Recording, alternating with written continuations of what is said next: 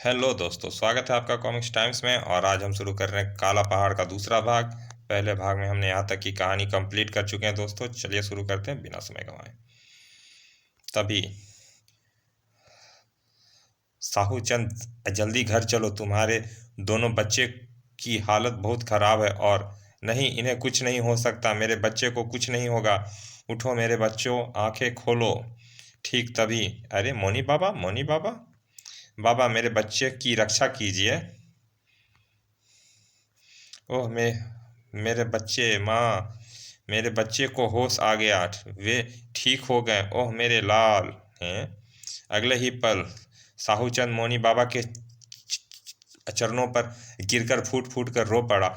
मोनी बाबा, मुझे क्षमा कर दीजिए, मैं भी इन लोगों की भीड़ में शामिल था जिन्होंने आपकी यह गत बना दी। लेकिन अब जान गया हूँ कि प्राण देने वाला हाथ प्राण ले नहीं सकते। हम ही गलत थे प्रभु, हम ही गलत थे। मोनी बाबा ने अपना कमंडल आगे कर दिया। ओह, आपको भिक्षा चाहिए बाबा, भिक्षा मैं दूंगा, लेकिन पहले आपको इन जख्मों का इलाज करूंगा मैं। मुझे अपनी सेवा करने से मत रोकिए बाबा। साहूचंद ने मोनी बाबा के जख्मों पर दवा का लेप कर दिया। और भिक्षा स्वीकार करो मोनी बाबा, सुखी रहो।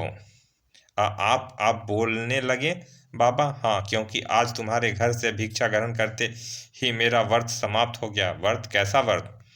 मौन रहकर 1001 घरों से भिक्षा मांगने का व्रत। हम समझे नहीं बाबा, ऐसा व्रत आपको क्यों लेना पड़ा? इसकी भी एक कहानी है पुत्र। इस नगर से कुछ ही कोस दूरी पर स्थित है राम राम ऋषि वन, जहाँ महर्षि सहदेवाचार्य का आश्रम है। आश्रम में दूर दूर देशों के राजा, राजकुमार व राजकन्या शिक्षा दीक्षा प्राप्त करने वहां आते हैं। शाबाश बेटी, अब वृक्ष पर लटके वस्त्रों को बनी उस चिड़िया को देखकर तीर चलाओ।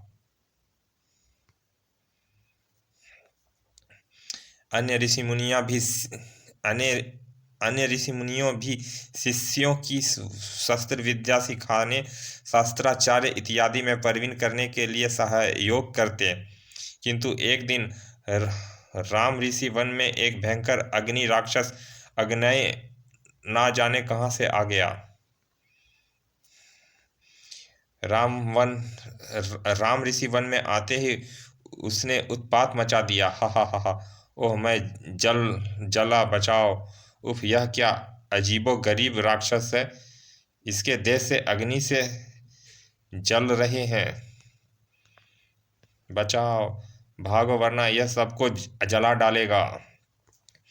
जंगली झाड़ियों में वह जिधर से गुजर जाता उधर अग्नि अपना तांडव मचाने लगी। क्रिया गर कू कू। शीघ्र ही एक दिन वह आश्रम में भी आ पहुंचा। ओह, ऋषिमुनिया का आश्रम, मेरे शत्रुओं का आश्रम। ओह राक्षस अग्नेय, यह यहाँ भी आ पहुंचा। मैं तुम सबका नाश कर दूंगा। हा हा हा। उफ, ओह गुरुदेव, रक्षा करो। ठहरो, बंद करो यह हिंसा और बताओ कि तुम अकारण ही यहाँ हिंसा क्यों कर रहे हो। हा हा हा, मेरा नाम अग्नय है। तुम सब ऋषि मुनिज मेरे शत्रु हो। तुम्हारे जैसे ही एक महामुनि ने मुझे शाप दिया है कि मेरी मृत्यु किसी ऋषि मुनि के हाथों होगी, इसीलिए मैं इस धरती से तुम ऋषि मुनियों का अंत कर दूंगा। हा हा हा हा हा। खबरदार दुष्ट अग्नय, अगर तुमने एक भी ऋषि मुनि की जान लेने की चेष्टा की तो तुम अपनी ही अग्नि में जलकर भस्म हो जाओगे। यह मेरा शाप है तुम्हें। एकाएक अग्नय को अपनी देह जलती सी लगी। घबराकर उसने सभी ऋषि मुनियों को अपनी कैद से मुक्त कर दिया। उफ, यह क्या, मेरी अग्नि मुझे ही जला रही है। ओह, सब ने सब ने नदी में डुबकी लगाकर आग बुझाई। इस प्रकार अग्नय अब हमें स्वयं अपने हाथों से मार तो नहीं सकता था, किंतु उसने आश्रम को बहुत नुकसान पहुंचाया। अरे आश्रम जल रहा है, जल्दी करो, आग बुझाओ। यह सारी करतूत अग्नेश की है। अग्नय राक्षस अग्नय को समाप्त करने के लिए कठोर यज्ञ आरंभ किया गया। इस यज्ञ के पूर्ण होने पर अग्नय राक्षस अग्नय की जलकर भस्म कर देगी। यज्ञ के प्रभाव को नष्ट करने के लिए राक्षस अग्नय ने गिद्ध का छद्म वेश बनाया और अब देखता हूँ कि कैसे पूर्ण होती है यह यज्ञ। उफ, यह क्या मृत्युसियार अपशकुन। तब गुरुदेव सहदेवाचार्य एकाएक बड़बड़ा उठे। धूर्त राक्षस अग्नय अपना काम कर गया। अब इस दुष्ट को समाप्त करने का बस एक ही उपाय है, मुझे दिखाई दे रहा है। आप उपाय बता दें गुरुदेव, हम उस दुष्ट को समाप्त कर देंगे। वह उपाय है काला पहाड़। काला पहाड़? काला पहाड़ की तलहटी में है मेरे गुरुदेव का कमंडल। उस कमंडल के विषय में बताते हुए मेरे गुरुदेव ने मुझे कहा था कि सुनो बस, उस कमंडल को तुम तब ही बाहर निकालना जब किसी संकट का कोई हल न मिल रहा हो। किंतु इस कार्य से पूर्व उस व्यक्ति को 1001 घरों में मौन रहकर भिक्षा मांगने का व्रत पूर्ण करना होगा, और अगर यह व्रत बीच में टूटा तो उस नगरी की तबाही निश्चित है जिसे भिक्षा के लिए चुना जाए। इतना कहकर मौनी बाबा ने आगे कहा, यह कार्य बेहद धैर्य का व्रत जोखिम भरा था। इस व्रत के दौरान अग्नय द्वारा व्यवधान उत्पन्न करने का भी भय था। अंततः यह कार्य मुझे सौंप दिया गया, किंतु मेरी सफलता के अंतिम क्षणों में ना जाने कैसे अग्नय को मेरे व्रत का पता चल गया और उसने मेरे छद्म रूप में हत्याएं करके नगर वासियों को मेरे विरुद्ध भड़का दिया। किंतु मैं जानता था कि अगर मैंने यह व्रत अधूरा छोड़ दिया तो नगर तबाह हो जाएगा। अतः मैं हिम्मत व धैर्य के साथ एक बार फिर भिक्षा लेने निकल पड़ा और अंततः सफल हुआ। अब मैं अग्नय की मृत्यु की कामना के साथ काला पहाड़ की तलहटी में छिपा कमंडल लेने जा रहा हूँ। किंतु बाहर निकलते ही, बाबा, हम पापी अज्ञानियों को क्षमा कर दें, हमने आपको पहचानने में भूल की। जाओ, ईश्वर की कृपा से सब ठीक होगा। मौनी बाबा शीघ्र ही काले पहाड़ की ओर चल पड़े। मुझे उस दुष्ट अग्नय से भी सावधान रहना होगा। वन में आगे बढ़ते मौनी बाबा एकाएक चौंक पड़े। वायु एकाएक गर्म हो रही है। पीछे देखते ही वो उछल पड़े।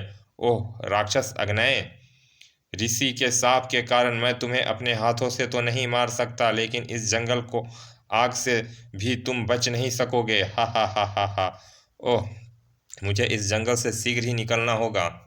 हा हा हा हा। लेकिन आग शीघ्रता से फैलती जा रही थी। हे गुरुदेव मदद करो, हे गुरुदेव मदद करो। हा हा हा हा। इसी के साथ तेज बरसात होने लगी। ओह वर्षा। वन से निकलते ही, यही है काला पहाड़ जिसकी तलहटी में महागुरु का चमत्कारी कमंडल है। तभी, किंतु मैं उसकी तलहटी तक पहुंचूं कैसे? विलंब ना करो पुत्र, प्रणाम की मुद्रा में आगे बढ़ो, अपनी हथेलियों से चीर दो इस काले पहाड़ को। फिर तभी फड़ फड़। ओह राक्षस अग्नय का आक्रमण। मैं तुझे अंधा कर दूंगा सन्यासी। उफ, मुझे बचना होगा। फड़ फड़। वार बचने के साथ ही साधु ने प्राण की मुद्रा में हथेली पहाड़ पर टिका दी। अगले ही पल मौनी बाबा ने पहाड़ को बीच में से चीर दिया। कड़कड़ कड़कड़ाक। और महागुरु का कमंडल। मौनी बाबा ने कमंडल उठा लिया। उधर अगले ही पल अग्नय अपने असली रूप में आ गया। हा, तू मुझे मारना चाहता है सन्यासी, लेकिन मैं भी मरने से पूर्व इस धरती को जलाकर राख कर दूंगा। दूसरे ही पल अग्नय के जिस्म के रोम रोम से ज्वाला निकलने लगी। हा हा हा हा। हे महागुरु के कमंडल, इस दुष्ट को और अधिक तबाही करने से रोको। अगले ही पल कमंडल से धुआं निकलने लगा। धुआं ने चारों तरफ फैली अग्नि को समेट लिया। धुएं की लकीर राक्षस अग्नय के सिर में समा गई। नहीं। और फिर एकाएक ज्वालामुखी के समान फट पड़ी राक्षस अग्नय की देह। बड़ा। इसी के साथ चारों ओर शांति छा गई। दुष्ट अग्नय समाप्त हो गया। धुआं वापस कमंडल में समा गया। एक आवाज गूंजी, वस्त इस कमंडल को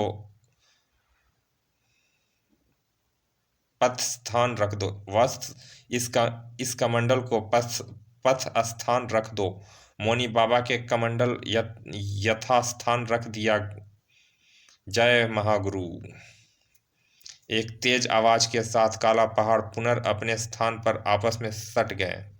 कड़कड़ कड़कड़ कड़कड़। तभी मौनी बाबा पर पुष्प वर्षा होने लगी। ओह, यह शायद मेरे गुरुदेव का प्रताप है जो मेरी सफलता पर मुझे आशीर्वाद दे रहे हैं। और फिर मौनी बाबा वापस अपने आश्रम की ओर चल पड़े। लक्ष्य इंसान से दूर नहीं है अगर लगन सच्ची हो। अब आश्रम में पूर्व की तरह सुख व शांति छा गई। समाप्त। चलिए दोस्तों, यह कॉमिक्स कहानी यहाँ समाप्त होती है। मिलते हैं फिर ऐसे ही किसी अच्छे सी कॉमिक्स के अच्छे से भाग में। और अभी तक आपने हमारे चैनल को सब्सक्राइब नहीं किया तो प्लीज़ सब्सक्राइब कर दें। चलिए मिलते हैं फिर किसी अच्छे से कहानी के अच्छे से भाग में। तब तक के लिए धन्यवाद। विदा।